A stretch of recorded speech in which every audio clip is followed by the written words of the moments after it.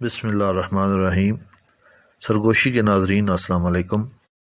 وطن عزیز میں ایسے کامیڈین بہت کم پیدا ہوئے ہیں جن کے فین پاکستان میں ہی نہیں بلکہ پوری دنیا میں کروڑوں کی تعداد میں موجود ہیں۔ زندگی میں کامیابیاں حاصل کرنے کے لیے شب و روز محنت کرنے والے فنکار اور جن کے اسٹیج پر جانے کی دیر ہوتی تھی اور کہکہوں کا طوفان بپا ہو جاتا تھا، عمر شریف آج دارالفانی سے کوچ کر گئے ہیں۔ چینل پر نئے آنے والے تمام دوستوں سے گزارش ہے کہ چینل کو سبسکرائب کریں اور گھنٹی کے بٹن کو لازمی پریس کر دیں۔ ناظرین، ایسا فنکار جس کی پوری دنیا میں فین فالورز سب سے زیادہ ہوں، گلیمر کی دنیا کا اور کامیڈی کی دنیا کا بے تاج بادشاہ کہا جا رہا ہو، دولت، شہرت اور عزت گھر کی لونڈیاں ہوں، اس شخص کے وہ حقائق جو عوام نہیں جانتی، آپ جان کر حیران رہ جائیں گے۔ گلیمر کی چکا چوند روشنیاں جس کی آنکھیں خیرہ نہ کر سکیں، اور اس کی چکنی مٹی میں جہاں بڑے بڑوں کے پاؤں پھسل جاتے ہیں، عمر شریف کس طرح کوہ گرام بن کر رکے رہے، کوئی ان کے پاؤں میں لغزش نہیں آئی۔ یہ سچائی عمر شریف کے حوالے سے بہت کم لوگ جانتے ہیں۔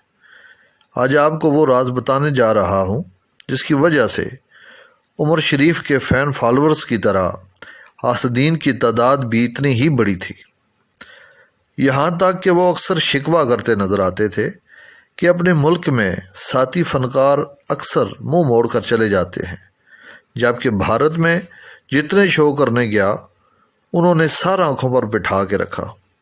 ناظرین، عمر شریف کے بارے میں یہ بات کہی جاتی تھی کہ یہ نام کے شریف تو ہیں لیکن کردار کے شریر ہیں، لیکن حقیقت اس سے مکمل طور پر مختلف ہے۔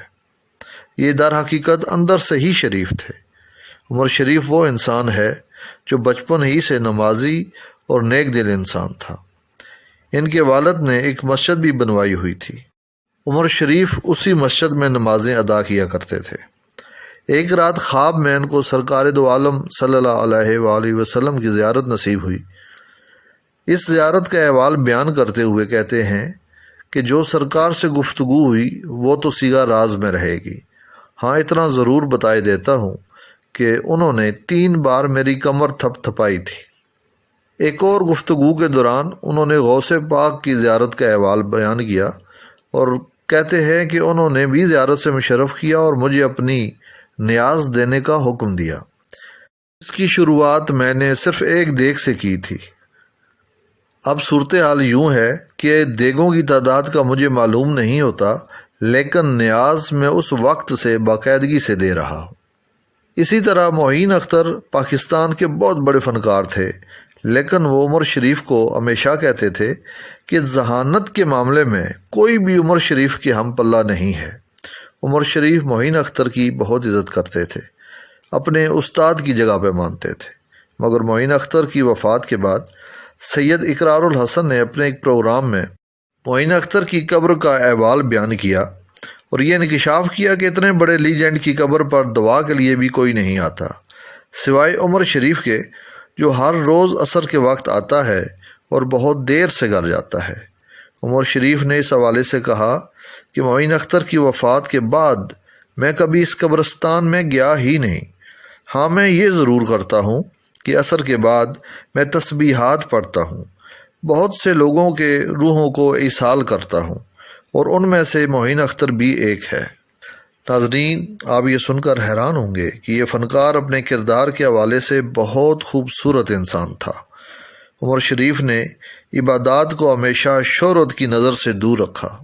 سرکار دو عالم صلی اللہ علیہ وآلہ وسلم اور ان کی آل کا صدقہ دے کر دعائیں مانگنا اس کا معمول تھا۔ دنیا سے جاتے جاتے بھی عمر شریف کی زبان پر یا حسین علیہ السلام کا نام جاری رہا۔